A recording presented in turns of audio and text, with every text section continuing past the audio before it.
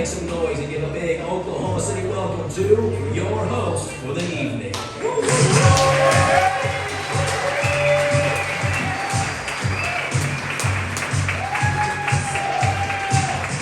me hear you right on Bricktown Comedy Club. Let me get it. Hell yeah, love to see it. Caucasia's very well represented. Thanks for coming out, guys. My name is Kayvon. I'll be the host for the evening. I know I look like I'm a brown Michael Jackson, you know.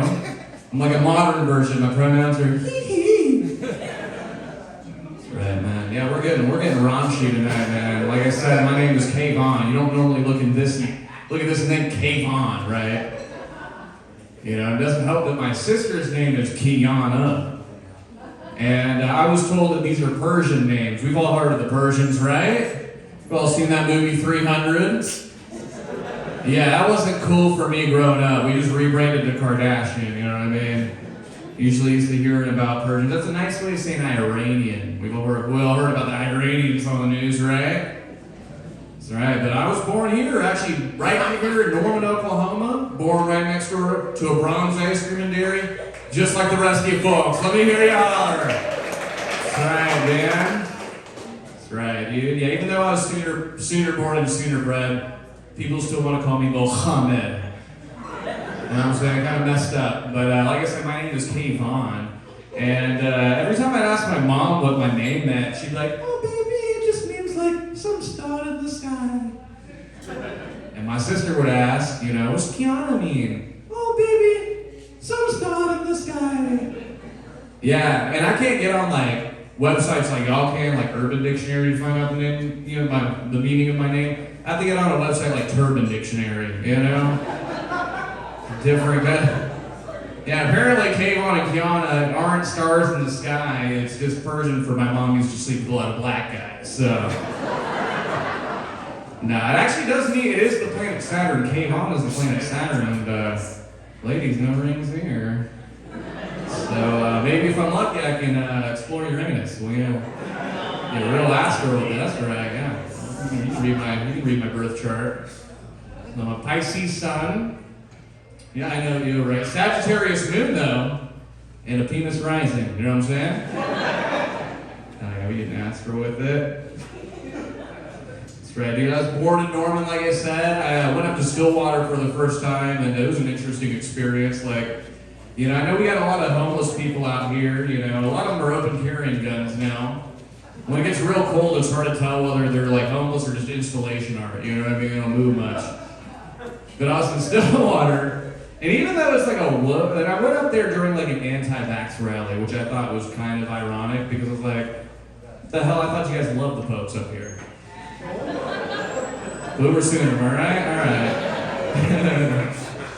But I went up to like Eskimo Joe's, and the only thing I'd ever hear about Eskimo Joe's growing up was like, man, that's just some queer bar in Stillwater, you know, with friggin' snowmen and dogs. And I was like a Klondike bar or something like that. Like, what would you do for a championship?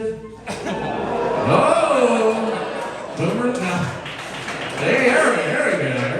Hell yeah, Norman, Brahms, right? Don't get it twisted unless it's in a waffle cone, you know what I'm saying? That's right, dude. Part of y'all, kinda. That's my tribe. But I was up there and I was smoking some weed. Where my weed people at? Yeah! Let's go, weed!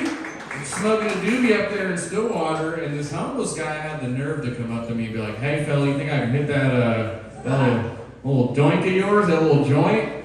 And I'm like, fella, I'm not trying to make you any more hungry than you already are. You know what I'm saying?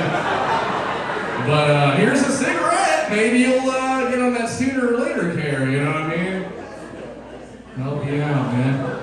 I know, right? My friend was like, dude, like, you can't call them homeless. Because even though it's cowboy country, it's also like a woke, progressive college crowd. So just like, you gotta watch out how you talk out there. They don't call them homeless, they have a more progressive, compassionate term.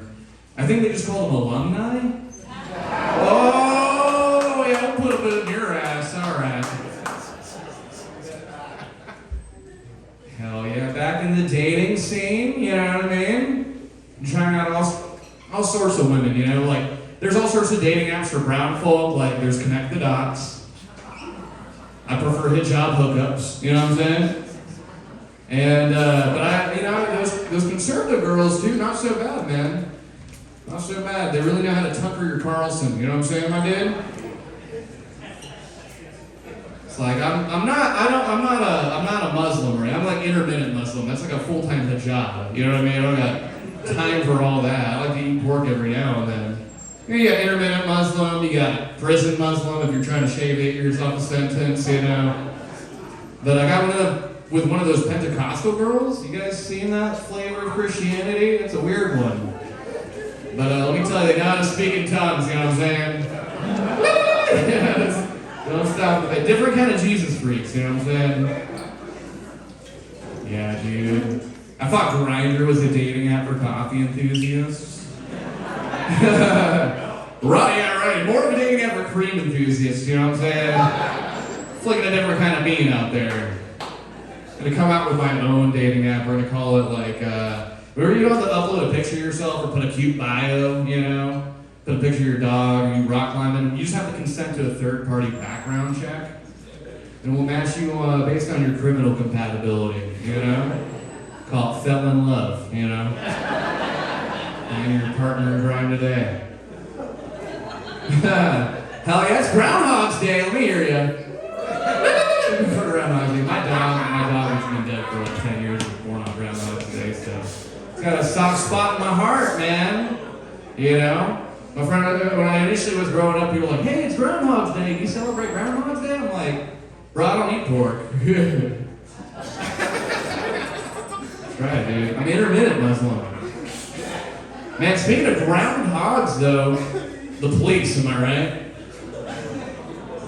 Wow, we got air hogs, believe it or not.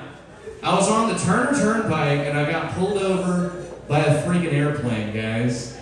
We are living in Skynet. I'm not sure if you're aware, but you can get pulled over by airplanes these days. And correct me if I'm wrong, people, I thought the whole point of a turnpike was you pay a speeding tax, you go a million miles an hour, and no one gives a shit. You know what I'm saying? It's a Saturday morning, no one's around me. I'm getting lit up by the cherries and berries behind me, and I'm like, oh shit. Better get out of this gentleman's way, he's off to fight real crime, you know. Someone's probably having sex with her aunt in Bixby, Oklahoma. He's got to get off to that, you know, he's got to get there.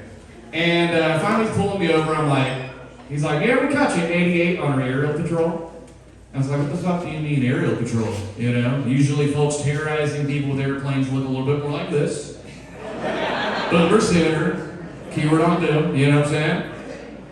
And, wow, I know, right? You had the nerve to write me a ticket because he's like, yeah, our aerial patrol, we got a single passenger airplane up there, and we got markings every quarter mile on highway. He's got a stopwatch up there. We've got an algorithm to figure out how much of a criminal you are.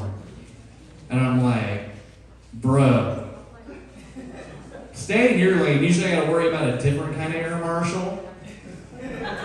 But I guess it is 2023 and pigs can fly. You know what I'm saying? Hey, blue lives matter, right? So do brown, right?